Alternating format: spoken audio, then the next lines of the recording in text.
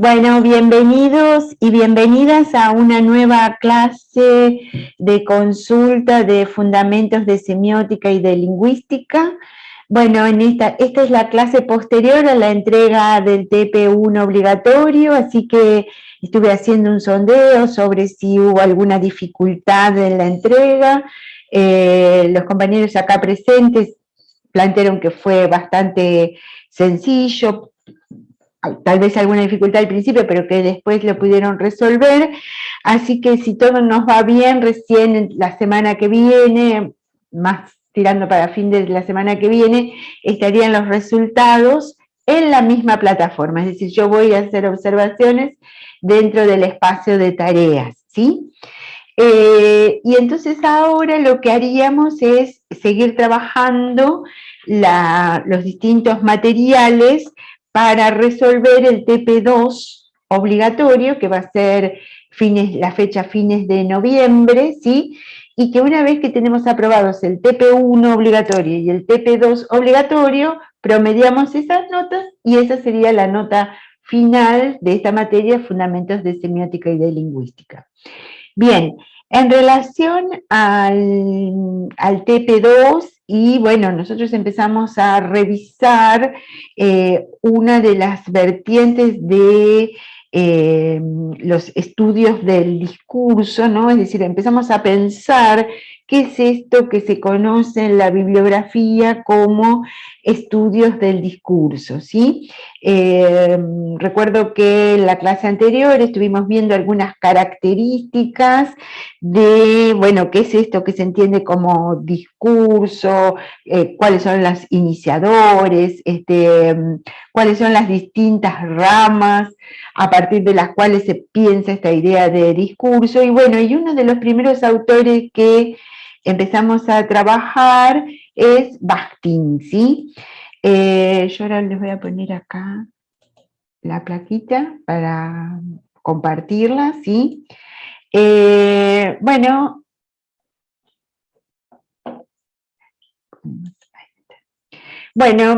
Miguel Bakhtin, algo habíamos creo que comentado, algo habíamos comentado en el encuentro anterior, es uno de los primeros autores que comienzan a revisar y a pensar esto que se conoce como la hipótesis social del lenguaje, es decir, esto que venimos señalando, ¿no? Que el lenguaje básicamente es interacción, ¿no? Y cuando decimos que es interacción, implica que partimos de una hipótesis social, es decir, que para que se dé el lenguaje sí o sí tiene que haber un grupo que lo utilice, que interaccione, que lo use, etc. Y este autor, junto con otros autores, conforma lo que se llama el círculo de Bakhtin o el círculo de estudios bakhtinianos, ¿no? Y una de esas hipótesis más fuertes es esto que venimos señalando, ¿no? Que lo propio es la interacción. Y lo que observó este autor, junto con esos otros estudiosos, es la estrecha relación entre el lenguaje, la historia y la vida social. Y a partir de ahí empezó a elaborar una de las teorías que sería como el antecedente de lo que nosotros conocemos como enunciación, y ahí plantea el problema de los géneros discursivos. ¿Qué es esto de los géneros discursivos? Que es de alguna manera una categoría muy importante para después poder producir análisis como los que estamos pensando. En verdad, la noción de género deriva de esa relación ineludible que existe entre el lenguaje y la vida social. ¿Por qué? Porque el autor plantea que cada espacio de la vida social está acompañado de formas discursivas que le son propias. Es decir, que el autor plantea precisamente esa relación ineludible que existe entre lenguaje y situación, entre lenguaje y contexto.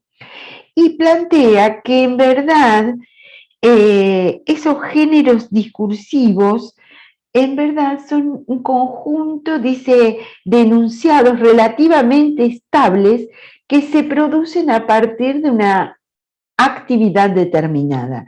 ¿Qué significa esto? Que en verdad nosotros en cada situación comunicativa podemos identificar enunciados que son propios a esa situación comunicativa. ¿Se entiende este concepto? ¿Sí?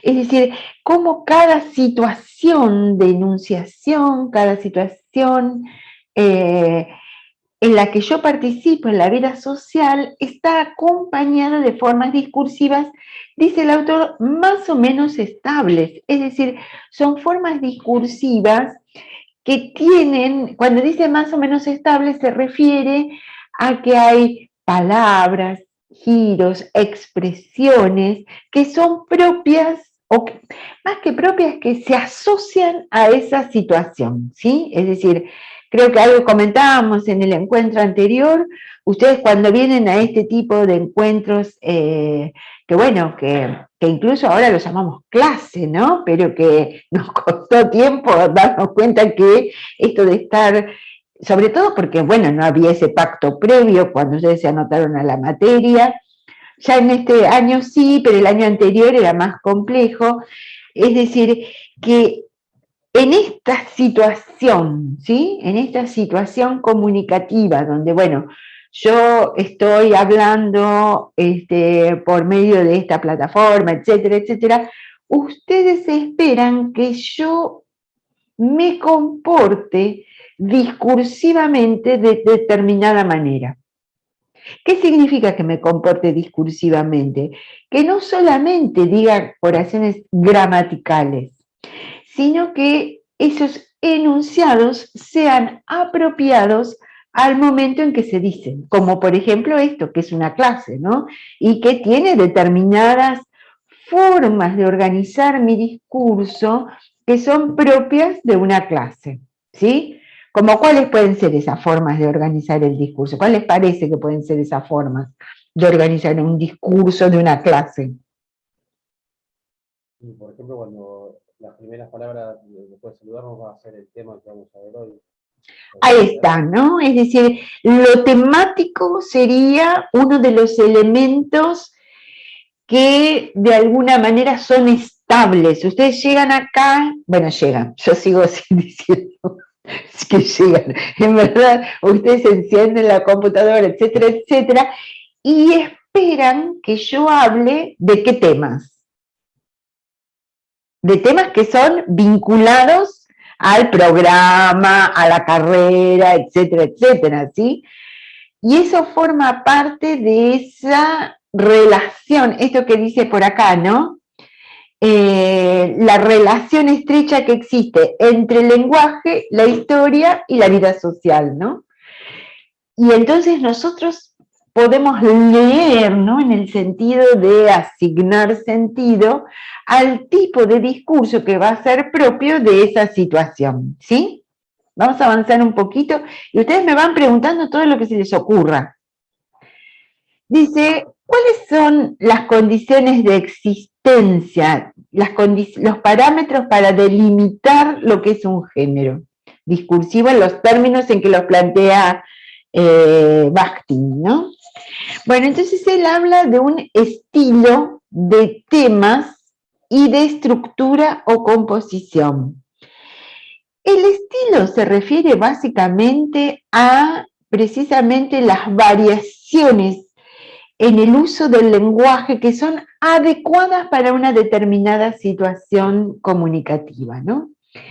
¿Qué significa esto de pensar variaciones? Bueno, ustedes si hacen un análisis de todo lo que dicen a lo largo del día, se van a dar cuenta que lo que dicen va variando técnicamente de lo que se llama registro, de acuerdo a cuál sean esas situaciones de enunciación.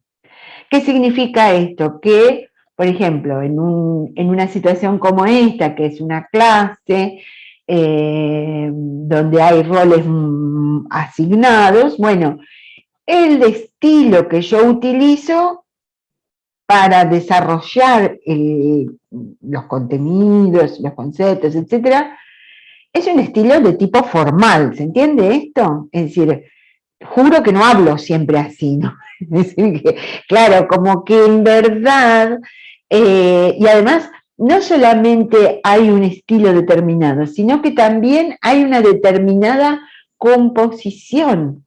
Es decir, la clase, por ejemplo, tiene que ver con un estilo de tipo, una estructura de tipo explicativa, ¿sí? Es decir, fíjense que yo en forma permanente estoy definiendo, conceptualizando, todas esas son formas de la estructura o composición del tipo de discurso que yo estoy utilizando en este momento, ¿no?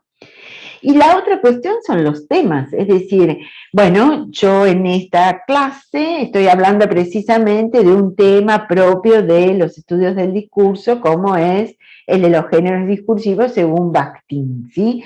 Y van a ver que cada situación comunicativa es como que de alguna manera instaura, establece, promueve determinados temas, ¿no?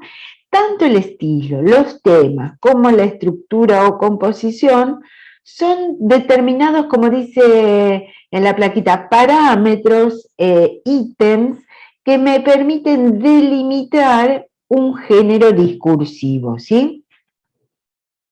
Vamos a leer lo que dice acá. Dice, relativa tanto el estilo, los temas, la estructura, tienen una relativa estabilidad. Nos permiten dar cuenta de las regularidades, pero también de las transformaciones, mutaciones de los géneros, a partir de determinados cambios históricos y de determinadas situaciones, ¿no? Es decir, si nosotros tomamos, por ejemplo, no sé, un ejemplo, ¿no? Lo que es un discurso periodístico de la actualidad y lo comparamos con uno, no sé, de principios del siglo XX, vamos a ver que hay algunas mutaciones y transformaciones, ¿sí? Especialmente en el caso de, por ejemplo, si tomamos lo que es el discurso de la información o discurso mediático de la información de manera virtual, ¿no? Es decir, un artículo que sale en un portal de un diario, cualquiera sea, ¿sí? Ha modificado, se ha transformado específicamente la parte composicional. ¿Por qué? Porque en un discurso de tipo de estos de, ¿cómo es? Virtuales, no sé, aparecen hiperlinks, aparecen videos que yo puedo, que puedo llegar a ver a propósito de la noticia, etcétera. Es decir, que la noción de noticia, de artículo periodístico que yo tengo a partir de un texto virtual, de la prensa gráfica virtual, es diferente en algunos aspectos de lo que puede ser un artículo periodístico de, no sé, el principio del siglo XX de diario como La Nación. ¿Se entiende esto? A ver, acá tengo algún comentario en el chat.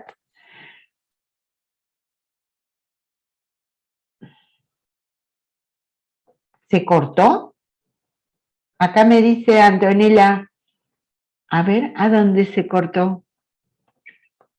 Sí. Hola, profe. Cortó varias veces. O sea, cuando terminaste de hablar de estilo, temas, estructura, se cortó y después hace un ratito un poquito más. Pero no se notó tanto la diferencia cuando estabas hablando de los periodísticos y demás. Ah, bien, bien. ¿Se entiende el ejemplo? Es decir, que la delimitación de un género discursivo está muy apegado, muy vinculado a precisamente el momento en que ese texto, discurso circula.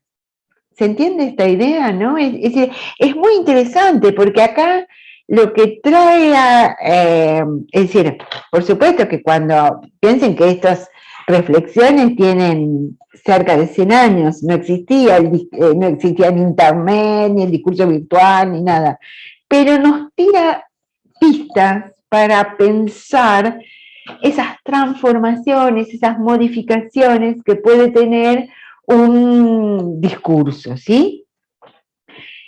Vamos a avanzar un poquito y me preguntan todo lo que se les ocurra, ¿sí? Ahí está.